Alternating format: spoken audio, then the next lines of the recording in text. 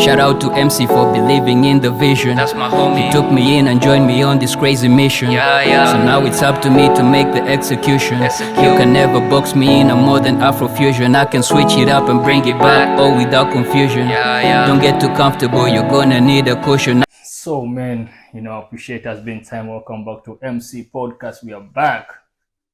The second is here. Maybe you can take a little shout out to. By the way, before even we go forward, thank you those who have supported us and those who have tried to subscribe on our channel. We're still going on. We ain't gonna stop. You know what I mean? So it's gonna take a little shout out to you and introduce. I think you have known. You're getting to know him. He's an artist. He does music. He's a songwriter. Have you started even producing? Like, do you even do producing? Yeah, I produce. So he's a producer. He's into all these things. So he can tell you a little bit about himself, and we can start on with our show. Yeah, just like he said, I do all those things. Basically, like I'm a musician, although I don't play instruments, but I can come up with like sounds and maybe compose. And I have a new single out, by the way, Destroy Them. Destroy them, banging body, she show them. Don't do this often. She entered the room, leave them all dead. Go stream it. It's out on all streaming platforms. And follow me everywhere at the second 256.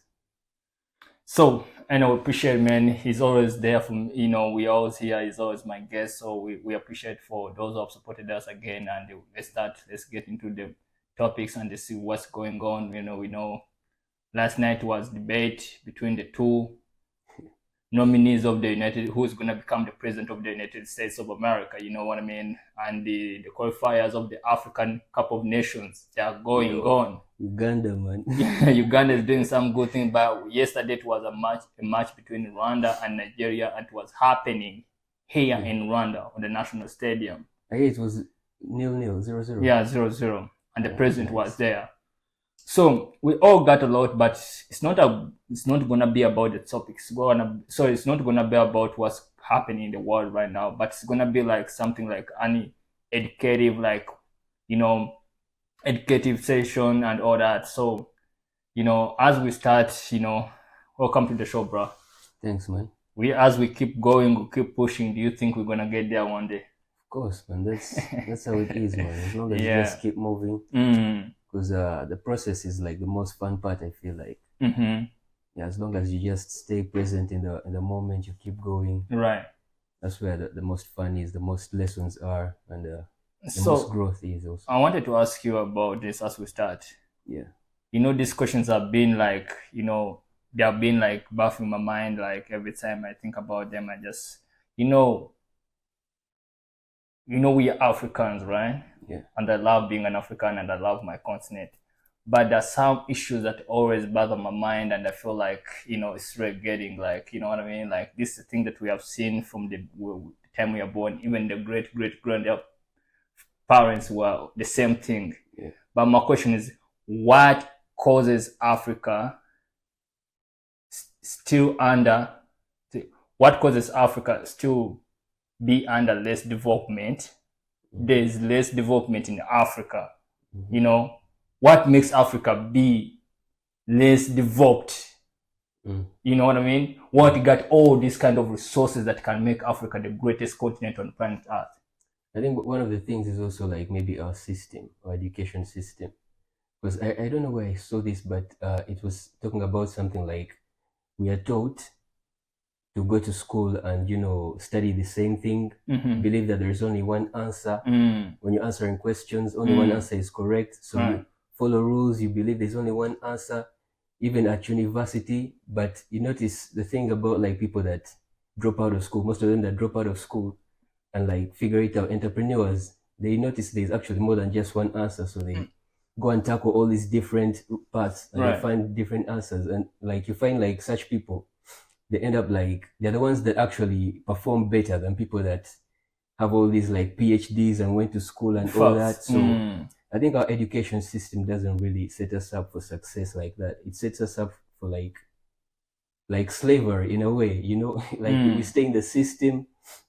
So like we stay controlled. They want us to not break rules. You have to follow one thing. And So it's mostly in the education system, because if you look at the Western education system, it's like very different from ours. They can specialize in different like areas. Yet for us, we have to do like theory. That's not gonna help us. It's not gonna help us. Yeah. So mostly our education system sets us up for like. But on the other point, we have too much resources. We have minerals. You know what I mean? We have the best climate. You know what I mean? Yeah, but still, I don't think even if okay, I understand the point of education system. Yeah. But again, that little knowledge that we have got, why can't we use it in get those resources and utilize them so that we take Africa to another level? Because we have it all. God gave us. We have food. We have minerals. We have lakes. We have forests. The weather. Our climate is the best. But we don't have the system. But we don't have. You know what I mean? We don't have that knowledge to get it. No, the knowledge is there, but the system's in place. Not like the companies that mine all these things and they process them. Those are now foreign companies. Those are companies we work for. So it will take us time to also like build or start our own to be able to compete with those companies. It's like an independent artist. He has all the talent, he has all the resources, yes, but he can't beat the labels. Right. Because, they've already set up the systems. So I feel like also like now the Western world has already set up the systems, the companies. I don't know if you know about like Unilever. There's a company called Unilever. I had in a Burna Boy song where he was saying they bought Nigeria in like 1962 for like 800,000 pounds, something like that, which I think in today's money is like around maybe $8 million. And that's like one company, a Western company. So now they have, and if you look at Unilever, that's like $1 billion company. So companies like that invested in Africa when we're still blind before we had all this knowledge. I feel like they're the ones that are still in power. So overthrowing them also, like, that'll be another hassle for sure. So why does it need to change that mentality? Is it because of our leadership? Is it because of as you said, one point is the education system. Yeah. And I get it. That's 100% because they focus teaching things that will not going to help us in life. Yeah. For example, like I was asking myself, why did I do history? Yeah. Although thank God I dropped it in O level. I didn't take that shit to L level. You know what I mean? Yeah. Why did I do religious CRE, religious education? You know what I mean? Oh, okay. It helps me to understand my faith, but at the end of the day, why people go study Napoleon, study this Bonaparte, the French and all the US, the Canadian Paris, all that bullshit. But again, last time, the last podcast we had, we said the way a kid becomes more smarter at a young age, the way you raise the kids, the way they become smart. But these are young babies that go to the nursery school, go primary school, go to secondary, then go to the university. But we're being taught the same bullshit. Yeah. They never teach us about how to be greatest entrepreneurs, how to use our talents, but now they're taking us in history and all that shit. So why is it necessary to change this system? Yeah, I also think now we reached a point where it's like we just accept it, like for the most people. Like we've been brainwashed in a way, so people just want the easy way out. Like, I get a job, I get a salary, I'm good.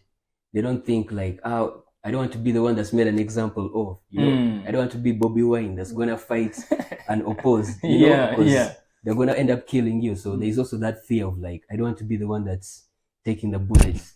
Why would I take the bullets when I can settle for this job? I do this job, I feed my family, I live peaceful. Like the people are there, the fighters are there, the Bobby Wines are there. Right. But of course, not everyone can be Bobby Wine. But even if they are there, but they're fighting it in the wrong way. Yeah, some of them actually. Because if you look at the aim that Bob Wine is fighting, it started from different where Africa wants to take Africa. Yes, I know he wants the power. Yeah. But again, why? No, I didn't mean. I meant like. Yeah, that's what that oppose. Yes. Now the way we need to oppose the Western world. That's what I meant. But those that are opposing, that run into the Western world, and the point that it's not about that they want to help. Bro, you can be opposing, not targeting to become a leader. Yeah. You can oppose in order to educate people. Yeah. Now, on that point, actually, there's that saying of if you can't beat them, join them. Exactly. Yeah, so now we try to oppose the Westerners, but they're too big for us, you know. So So some they people said- get to a point they see like, this person has potential. Right. Let's give him a deal he cannot refuse. And so the person ends up, you know, like selling But their soul. that's like selling Africa. It's the same thing like selling us. Because so instead of actually- going there to join them and learn from them and they bring back to our continent, Yeah. but it's like them, they are going to harvest something from them.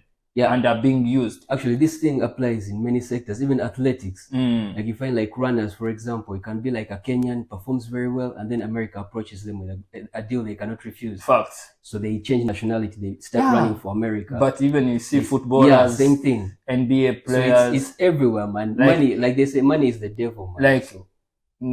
As Giannis was born in Nigeria, he's a Nigerian citizen, but now he's playing for Greece. Yeah. Embiid now he's playing for the US. Yeah. You understand? Although the French people are fighting for him too. Yeah. But why can't also those people come back and bring that talent back to Africa? Because people, like I say, people want the easy way out, man. They give you a deal you cannot refuse. You're not gonna be like, why fight for Uganda when Uganda is giving me peanuts and America is giving me a sweet deal that if the money I could make from Uganda in like 20 years, they're giving it to me in 1 year. So, but do you think that's a problem of? Don't you think that's a problem to Africans? Yeah, because money is the devil, man. Money really. And why can't those leaders also give those offers to those young men? Because they're also thinking about themselves. They want to be on the same level with the Americans, so they're setting themselves up. So for them, they would rather, instead of investing in athletics in these sectors, they'd rather invest in their family, make sure that the next 10 generations are secure. They're secure. Before they think about like, investing in like athletics, maybe in health and all those other sectors. So I feel like we've been brainwashed a lot by the Western world and we've been set up in a bad way.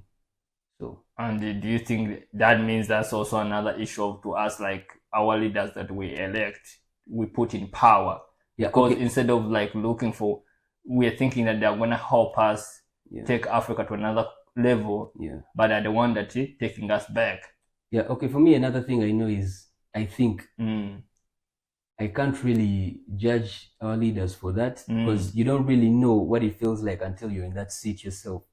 So someone might be preaching, like we've seen leaders that come, they preach, we need this change, we're going to change. But once they get in that seat, it can corrupt their mind. Like, it's like, for me, the way I thought about it, like, imagine now someone has been elected, they have like all these hopes and dreams to bring change and take it to the next level.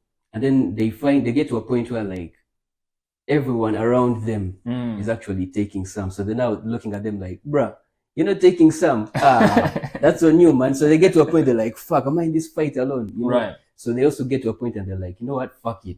Let me also take some. And then that's how they start getting infected. But there are some leaders like the president of Rwanda that they have came through. Yeah. And you see that they are doing their best. Yeah. Especially to remain as the love for Africa. Yeah. And you see even the country, the way it has been doing. You see what happened in 1994 genocide, and after 30 years now, you see where the country is. You see Magufuli, the late Magufuli, the president of Tanzania, what he did, cutting all the cabinets, you know what I mean, and trying to, like removing all those international trips by the ministers and those MPs, you know what I mean. Reducing the MPs and all those in the parliament that, a country having less ministers and all those MPs in the parliament, You look at, there are some heroes that came, that they led the ones that have gone, the ones that are still here trying their best. You look at the Mandelas, you know what I mean? Yeah. So you see that these people are really fighting. But again, on the other side, we have these also who are scavengers who just come to, to take us back in that life. You know what I mean? Yeah. Like, you look at President Museveni that he has done with the security, the country helping these Somalis, the Central Africa Republican, all those, you know what I mean? That these are people that who are trying to take Africa to the level. You saw what Gaddafi did. Yeah. You know what I mean? He tried his best to unite Africa to become one. But again, when they attacked him, no one said it. None of the leaders said, at least let's go defend our men. Yeah, that's what I was saying. Like, You know what I no one mean? wants to be the one that's made an example of. 'cause- So you find that these are people who are putting their effort in front. Yeah. But again, we still have others who are fighting against them. Yeah, now You know what the I ones mean? that are looking for progress are very few compared to the others. So that's why I was saying, like, even that person, he gets in office and he finds, am I the only one fighting these battles? Those people don't last, man. Like, they become a threat to the Western world, and so they end up now, like you mentioned, Magufuli. He was looked at as a threat. So people like that don't really last, man. They come So and they try to bring the change. You but think what will change that? honestly, man, I don't know. I can't really tell, but the way I see it, we've been brainwashed a lot, man. It will take a long time for us to probably change it. On the first point, you talked about education system in Africa. Yeah. And we have seen education system. We have been in it, not seen. Yeah. We've been in it because we were raised up in Africa. We were born as Africans. Yeah. We went to school. We thank for our parents that took us to school. Yeah. You know, we acquired this knowledge. You know what I mean?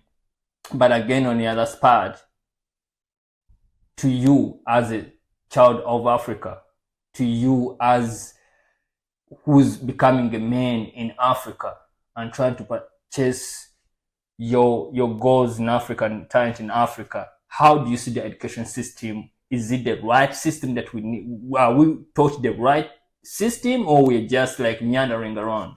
No, I don't believe in our system, really. So for me, actually, I prefer, if I had my kids, I would prefer to maybe homeschool them. Yeah. And then teach them certain things that will be useful for them. Not this SST, science, what. Maybe, math, at least math helps math a lot. And science. English helps a lot. Yeah. Languages help. Yeah. But these other things where, like, you have to study Pythagoras' theorem. How are you going to use Pythagoras' history? Man. I mean, there are some subjects I feel like they are not supposed to be even taught in Africa. Like history. Yeah, they really it doesn't set make us up. sense. I mean, I feel like it's a setup. If you ask me which top subject do you think they can be taught, I don't even think kids could do. I prefer setting technical schools more than like these stupid schools. They teach them skills. Yeah, they teach them skills. Like they find talents. They put leadership schools. Yeah. They put like talent schools. Yeah. Like for example, if you're a border, you're an artist. You fall in that category, the art category. Yeah. There are schools for arts. Yeah. You want leadership, law stuffs and engineering. You go to the science schools. The engineering, the technicians, the all those architects. They have their section. Then we have this leadership thing also. Yeah. You know what I mean? There are schools for leadership. Yeah. You know what I mean? I think it could have helped us a lot. Like business school. Like for me, like I grew up in the family of business. You know what I mean? Yeah. All my mind was about business. Yeah. So if I had that chance, I never went through this bullshit of like, you know what I mean? Science, social studies, history bullshit. You know what I mean? Yeah. Waste all my 4 years and 7 years studying, which I didn't know because I was in primary school. Bro, swear to God, if you ask me what did you do in primary school, swear to God, we could just kick football, play soccer, make chaos, fight, that was it. Yeah. You know what I mean? Wasting those 7 years, plus the 3 years in nursery, which nursery I can get it because they're younger, trying to, you know what I mean, like grow up, make your mind like straight up. But when it comes to primary and secondary, that 4 years and the 7 years I wasted, if I came from maybe like nursery, then they take me in a business school. I grow in that journey of mine in the business school. Yeah. That means by the time I could have got out, even could have taken me a shorter time. You know what I mean? By the time I hit maybe 15 or 16, I'm too good into the business. You know what I mean? But now you find that you go even to the university, they're asking things you have never had. But now you're specialized in that. This is what I want to be. This is the route I want to take. This is what I want to do. You know what I mean? Yeah. So I feel like if they could set that system for like every talent has its own department, for every career, every gift that has its own department. I think that could help us, even can lead our kids to become much smarter and develop Africa to the next level. As like, because now we started stupid things, even I don't know, man. But I feel like now our eyes are also being opened. Mm-hmm. So I think the next generation is not gonna have it the way we had it. Right. Because of the lessons we've learned, the way we've opened our eyes. I feel like another school today is gonna be like social media. Yeah. TikTok. Like people are gonna grow up seeing, your kid doesn't really have to go to school. If they have this talent, they can show it to the world, and they build their life from like TikTok, Instagram. Right. So I feel like that's another school that's emerging now. Because for us growing up, we didn't have like social media like that. So I feel like now this social media world is gonna start competing with this school system that we have, and it's gonna show us like it's opening a lot of eyes for real. I feel like. But again, we still have another change that we're facing. That most of our leaders are still old school. Yeah. So the only way you can do that is like when these leaders are out of the power, that means that system, young kids, those young leaders can apply that. But before that, we're gonna be moving in this old school system. Yeah, but there's more eyes that are open. But you know what I mean? You get to a point where you can have your kids, and it's not a must that you take them to school. There's Africans that homeschool their kids. Yeah, but so now I feel like we're slowly catching up.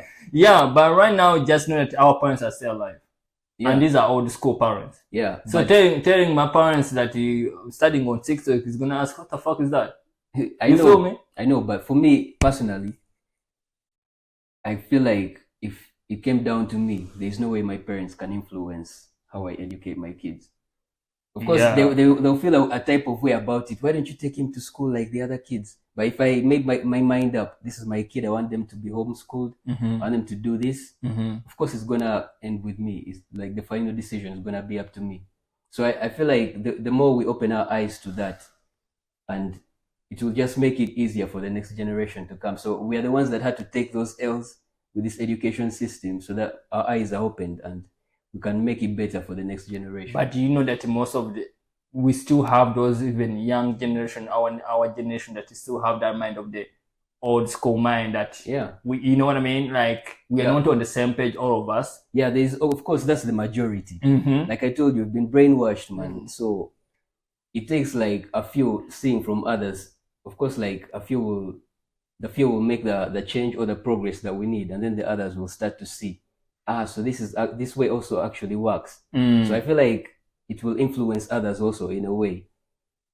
Although they may be more, but I feel like there will be a few converts,